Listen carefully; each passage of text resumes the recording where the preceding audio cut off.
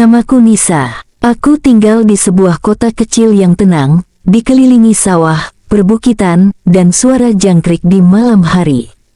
Setelah bertahun-tahun berjuang di bangku kuliah, akhirnya aku lulus dengan nilai yang membanggakan.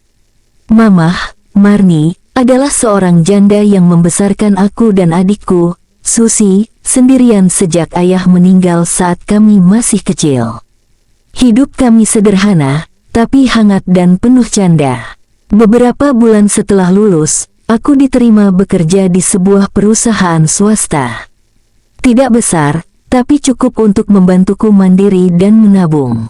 Setiap pagi aku berangkat naik ojek, dan sore hari pulang disambut Mamah dan Susi dengan teh manis hangat. Hidupku berubah ketika suatu pagi aku bertemu seorang pria di depan minimarket dekat kantor.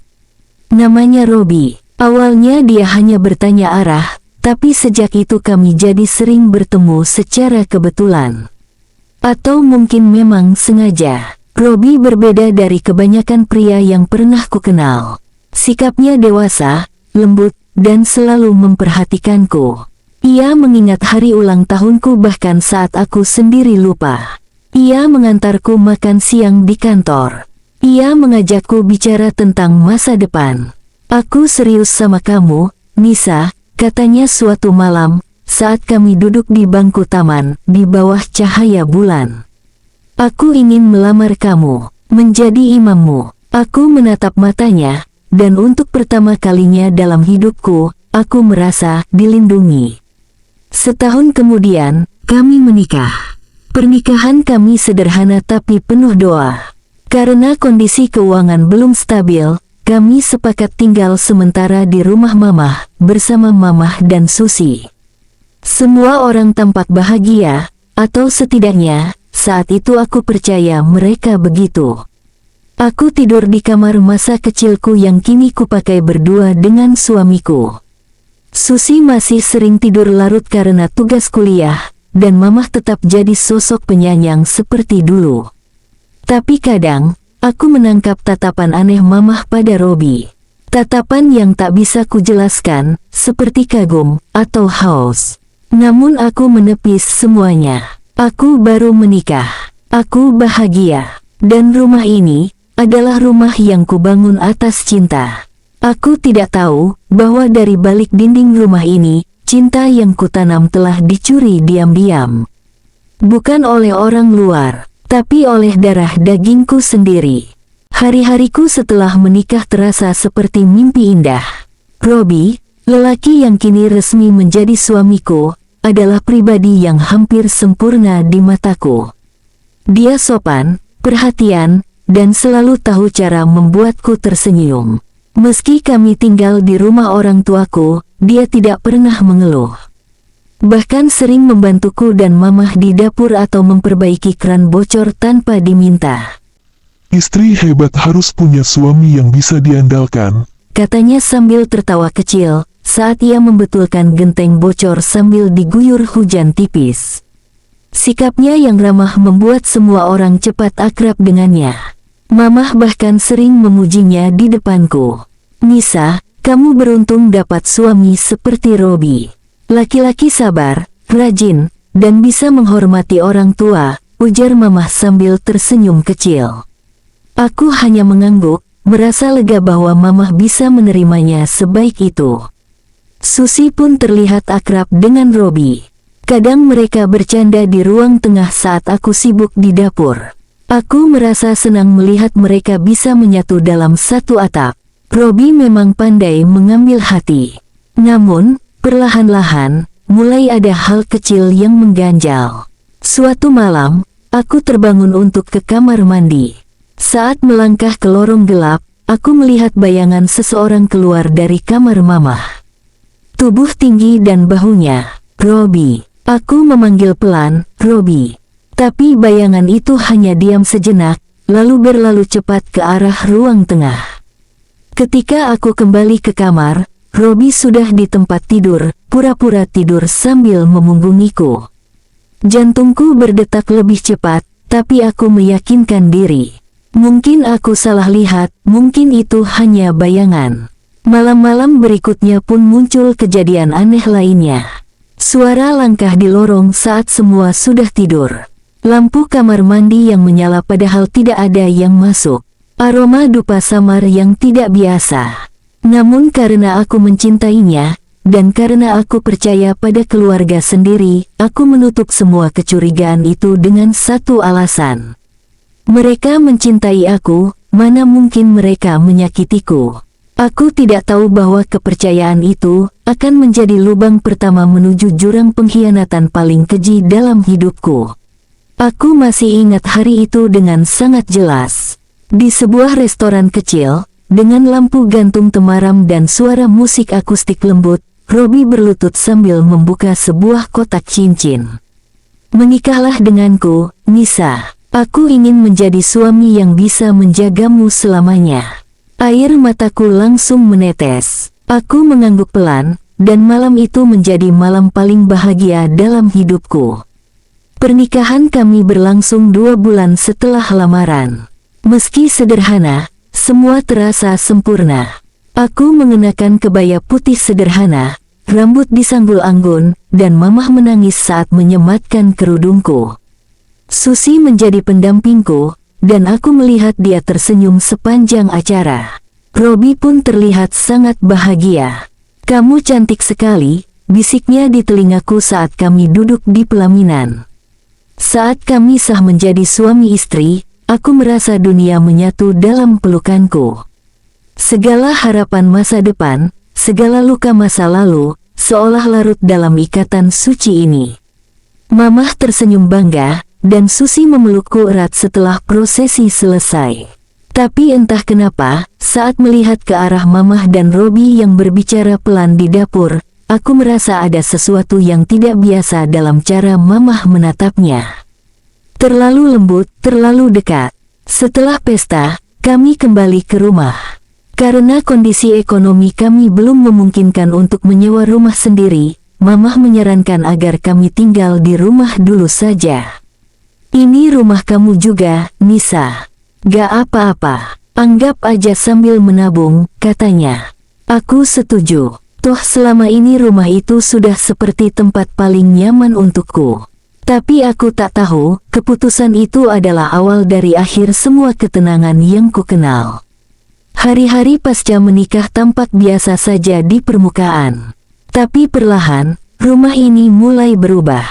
Tidak secara nyata, tapi dalam perasaan. Ada aura yang ganjil, pandangan diam-diam, sentuhan tak wajar, bisikan malam, dan aku masih terlalu percaya pada cinta untuk bisa melihat bahwa aku sedang berjalan menuju jurang yang digali oleh orang-orang terdekatku sendiri. Setelah beberapa bulan tinggal bersama, suasana rumah mulai terasa berbeda. Bukan karena pertengkaran, bukan pula karena masalah ekonomi, tapi karena terlalu tenang, terlalu rapi, terlalu sempurna. Setiap pagi, Mamah bangun lebih awal dan menyiapkan sarapan. Tapi kini, dia tak hanya memasak untukku, dia mulai memerhatikan Robi secara berlebihan. Menyajikan makanan favorit Robi, menyuruhku istirahat sementara dia menyiapkan makan malam untuk menantunya yang lelah bekerja. "Robi suka sambal terasi ya?" "Nih," Mamah tambahin, katanya sambil tersenyum. Awalnya aku anggap itu bentuk kasih sayang ibu pada menantunya. Tapi perlahan aku merasa seperti orang asing di rumah sendiri. Seolah-olah aku hanya penonton dari drama yang tidak kutahu skenarionya. Susi pun makin sering duduk berdua dengan Robi di ruang tengah saat aku ke kamar mandi atau memasak. Mereka tertawa, saling lempar cerita ringan, dan bahkan Susi mulai bersikap manja, terlalu manja. "Susi, bantuin aku cuci piring, dong," panggilku suatu sore. "Nanti aja, Mbak." Lagi asyik cerita sama Kak Robi, jawabnya sambil menyandarkan tubuhnya ke bahu Robi, seolah tanpa beban. Robi hanya tertawa dan mengacak rambutnya. "Namanya juga adik ipar, sayang. Biarin aja manja dikit." Aku tertawa hambar, tapi dalam hati, ada sesuatu yang mulai berdesir tak nyaman. Aku menepisnya. Mungkin aku cemburu, atau terlalu sensitif. Ini keluarga. Tidak mungkin ada maksud lain. Bukan. Malam hari, ketika aku sudah tidur lebih dulu, aku terbangun karena suara kursi digeser di ruang tengah. Ketika kulongok lewat celah pintu, kulihat Robi sedang berbicara dengan Mamah. Pelan, dekat. Mamah tertawa kecil sambil menyentuh lengan Robi. Ada dentingan aneh di hatiku. Aku menutup pintu kembali, dan kembali ke ranjang. Tapi malam itu aku tidur dengan rasa was-was. Aku mulai mencatat semua hal kecil yang berubah. Robi makin sering keluar malam, katanya cari angin. Mamah dan Susi jadi lebih tertutup. Kadang mereka bisik-bisik saat aku lewat. Beberapa pakaian dalamku hilang, dan muncul di tumpukan cucian tanpa penjelasan. Aku mulai merasa gila, tapi rasa itu bukan datang tanpa alasan. Rumah ini, rumah yang dulu hangat, kini penuh dengan senyum palsu. Dan aku mulai curiga bahwa cinta dalam rumah ini telah dicuri oleh orang yang paling tidak kuduga. Pagi itu aku bangun lebih awal dari biasanya. Udara dingin menyelimuti tubuhku, tapi ada dorongan aneh yang membuatku ingin keluar kamar tanpa alasan. Aku berjalan perlahan ke lorong rumah yang masih gelap. Dari kejauhan, terdengar suara samar, tawa kecil dan bisik-bisik dari dapur. Aku mengintip dari balik tembok.